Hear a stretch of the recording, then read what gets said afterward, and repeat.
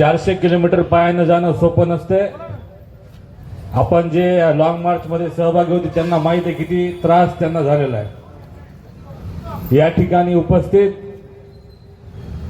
आमच्या लॉंग मार्चचे संयोजक मार्गदर्शक रविभाऊ सोनकांबळे, प्रदीप बावळे, आमचे सुधीरभाऊ साळवे, ललित कांबळे, आमचे सोनूभाऊ भराडे, सागर मुंडे, आमचे भराडे साहेब, आमचे मार्गदर्शक आमच्या भराडे ताई, सोनकांबळे ताई, लहाने ताई, आमचे गौतम नगरचं पूर्ण तरुण मित्रमंडळ, त्यानंतर वर्षाताई मुंडे, विमलताई, लहाने, चंद्रकला बावळे, सुशीलाताई, आमच्या निसर्गांताई, आमचा अँडी, आमचा अमरदीप सोनकांबळे, आमचा विशाल आणि दुबाळे, सर्वच भीमनगरचं सर्व मित्रमंडळ, भीमनगरचं महिला मंडळ, हाडकोचं मित्रमंडळ, हाडकोचं महिला मंडळ, साकला प्लॉटचं महिला मंडळ, आमचा संजय खिल्लारे, विश्वजित वाघमारे, सर्वच आमच्यासोबत असलेले सचिन पाचपुंजे, सर्व भीमसैनिक जे आमच्या गाडगे बाबा नगर, आमचा राहुल मकरंद धराडीचा कार्यकर्ता, आमचा खास भाऊ, आमचे सर्वच भीमसैनिक, आमचा ओवाळ, आमचा पॅन्थर, आमचा रवी खंदारे, सर्व जे आमच्या या लॉंग मार्च मध्ये सामील होते त्या सर्वांना माझा पुन्हा एकदा क्रांतिकारी जय भीम। यांच्यामुळेच आपला लॉंग मार्च सक्सेस झालेला आहे। आता लॉंग मार्च सक्सेस झाला, आपल्या मागण्या पूर्ण झाल्या, महाराष्ट्रभरातून प्रतिक्रिया आल्या की लॉंग मार्च मॅनेज झाला, आशिष वाकोडीनं पैसे घेतले, हे असे कमेंट्स आपल्या आता इंस्टाग्राम फेसबुकवर चालू आहेत। घरी बसणारे लोक लॉंग मार्च मध्ये कुठंच दिसले नाही, आयत्या स्टेजवर येऊन भाषण करणारे हे लोक आहेत। फक्त घरी बसून फेसबुक काढायचं, पोस्ट टाकायची, विसरून जायचं। समाजावर अन्याय झाल्यावर हे घरात बसणारे कुत्रे आपल्यावर भुकायला लागले। दादा, आम्हाला माहिती आहे आम्ही काय केलंय, आम्हाला काय नाही भेटलं हे आम्हाला माहिती। नाशिक या ठिकाणी परभणी पासून आपण निघालो, हे साले या पोलीसवाल्याला बदली करायला सुद्धा तयार नव्हते, बदली करायला तयार नव्हते, सक्तीच्या रजेवर पाठवायला तयार नव्हते। आपण औरंगाबादच्या पुढे गेल्यानंतर विंचूर या ठिकाणी ऍडिशनल डीजी या महाराष्ट्राचा लॉ अँड ऑर्डरचा तिथं आला, तिथं त्यांनी 2 कर्मचारी सस्पेंड करण्यासाठी तयार झाला। त्या ठिकाणी त्याला आम्ही सांगितलं की थातूर मातूर असे नकली 2 कॉन्स्टेबल आम्ही सस्पेंड करण्यासाठी पायाने चालत नाहीत। तिथून चर्चा सुरू झाली।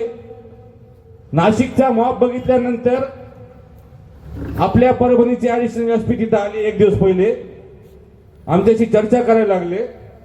आम्हाला सांगितलं की अशी 1 अधिकारी आणि 2 कर्मचारी, मला जमत नाही, 2 अधिकारी आणि 3 कर्मचारी, म्हणले 2 अधिकारी आणि 2 कर्मचारी जमतच नाही, 5 म्हणजे 5।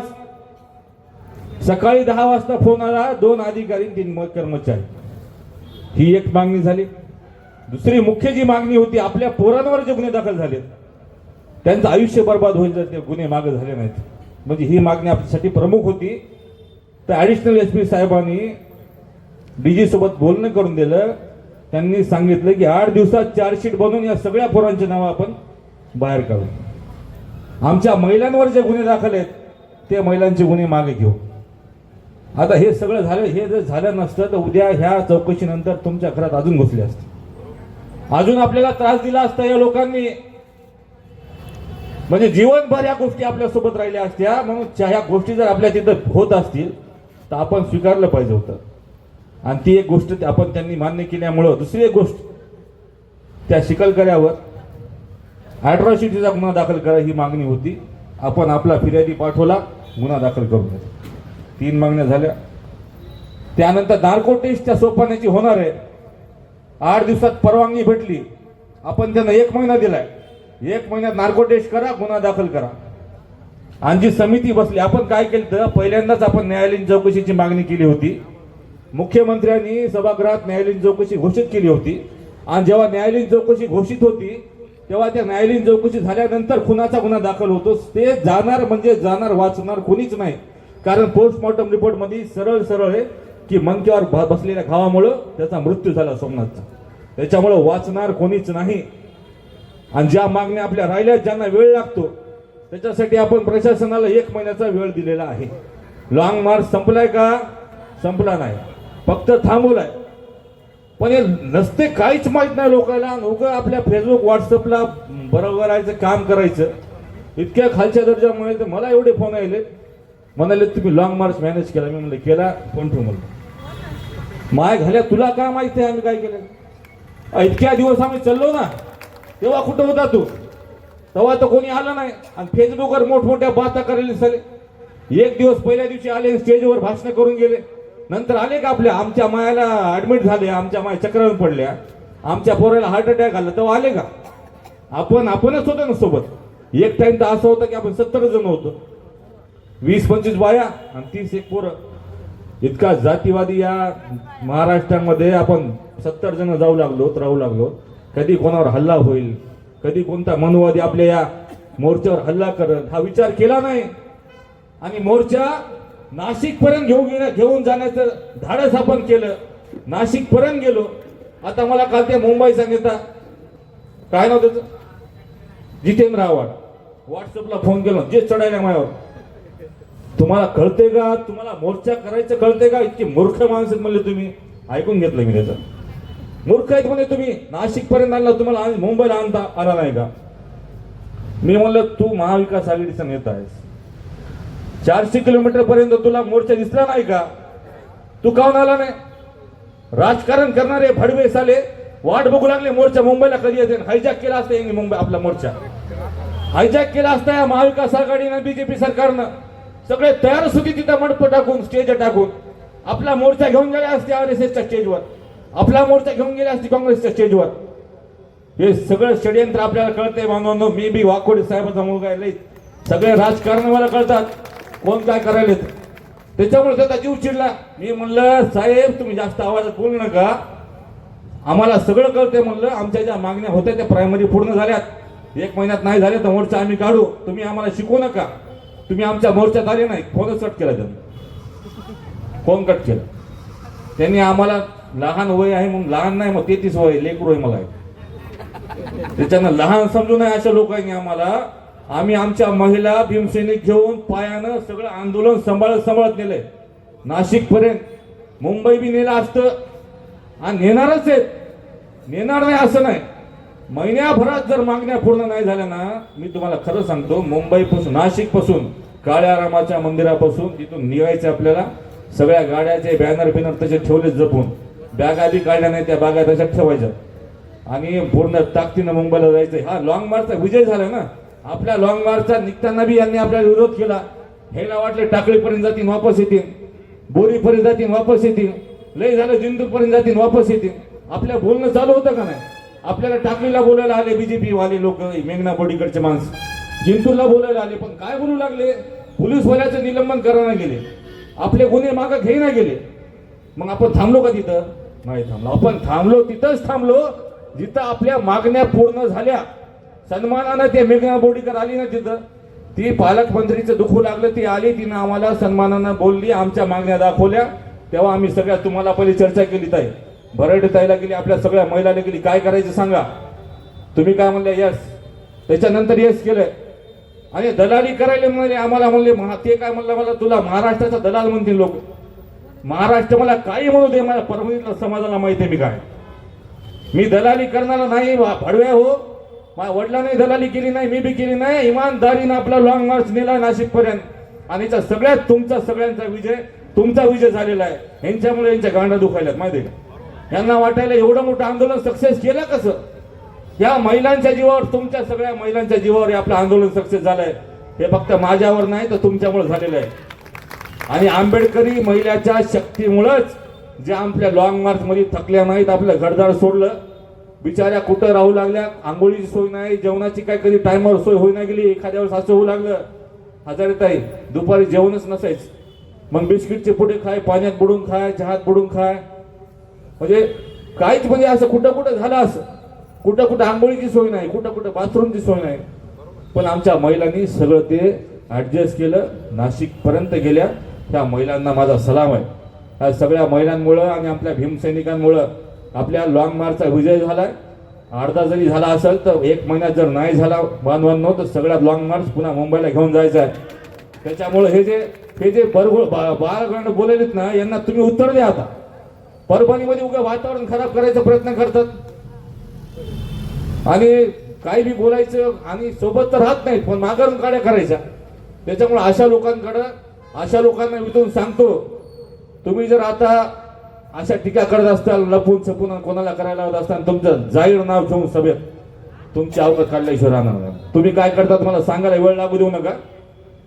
परभणीचे बी नेते लय भयानक आहेत आपल्या काही, तुम्हाला माहिती आहे. सोबत तर नसतात, फक्त काड्या करायची लय सवय. बाई सारखीच आहेत, बाईच्या पलीकडे आहेत.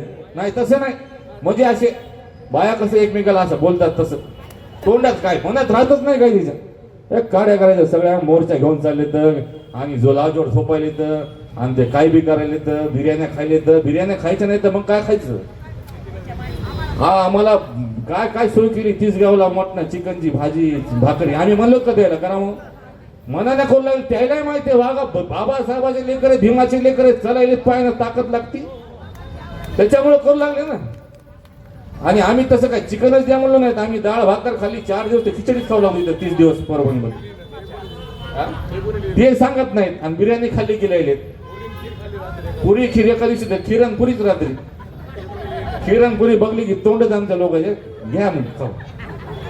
पण कोणीच कोणाचं नाव कोणाला ठेवलं नाही. लोकांना जशी सोय केली तशी आम्ही ती सोय एक्सेप्ट केली. आम्ही त्यांना कोणाला काही बोललो नाहीत. आमच्या समाजानं हे आंदोलन चालवलं महाराष्ट्राच्या नाशिक पर्यंत. लोक पुढचे तयार होते. मुंडेगावचा मुक्काम होता आपला नाशिकचा पुढचा. जेवण तयार केलं तर झोपायची सोय केली. मुंबईपर्यंत आपलं सगळं झालं होतं नियोजन. पण आपल्या नाशिकला कुठंतरी आपल्या मागण्या पूर्ण झाल्या त्याच्यामुळे आपण थांबलो बांधवांनो. हा आपला विजय आहे, हा विजय आहे. लोकांना काय म्हणायचं म्हणू द्या. तुमच्या सगळ्यांचा विजय आपल्या लॉंग मार्चचा विजय आहे. ऐतिहासिक तुम्ही इतिहासाच्या याच्यात लिहिले जाणाऱ्या 400 किलोमीटर पायाने चलून आपण हा लॉंग मार्च चलून आपल्या मागण्या पूर्ण केलेल्या आहेत. त्यामुळे आपला विजय आहे. काही दिवसातच आपल्याला आता एक संविधानाचं शिल्प जे तयार झालेलं आहे ते फोडलं होतं ते नवीन तयार झालंय. एक चांगला मोठा कार्यक्रम घेऊया. संविधानाचं शिल्प त्या ठिकाणी पुन्हा लावूया आणि बाबासाहेबांचं संविधान वाचवण्याचं काम आपण ह्या ठिकाणी करण्याचं ठरवूया. आणि सगळ्यांची नावं तुम्ही घेतलेत, अजून काय राहिलेले आहेत.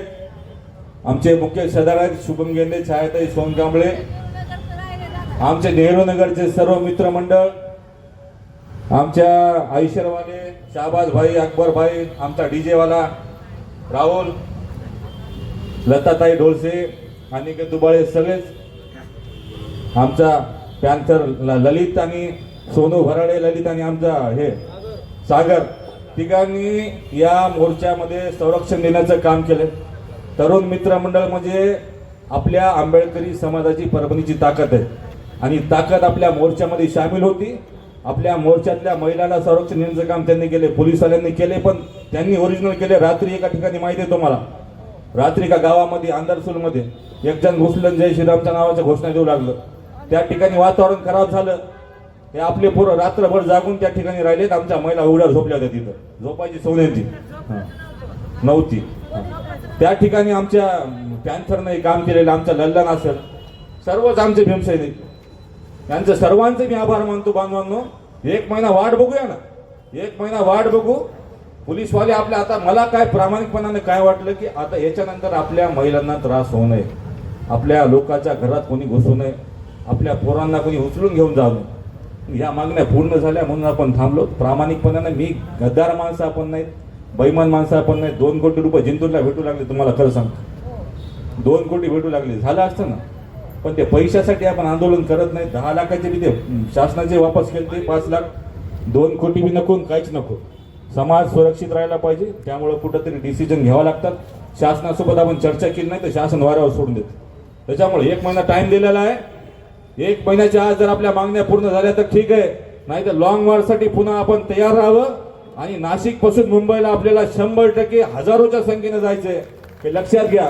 डॉक्टर बाबासाहेब आंबेडकरांचा, डॉक्टर बाबासाहेब आंबेडकरांचा, भारतीय संविधानाचा लॉन्ग मार्च शहीद सोमनाथ भैया सूर्यवंशी, शहीद लोकनेते विजय वाकोडे, सरपंच संतोष अण्णा देशमुख.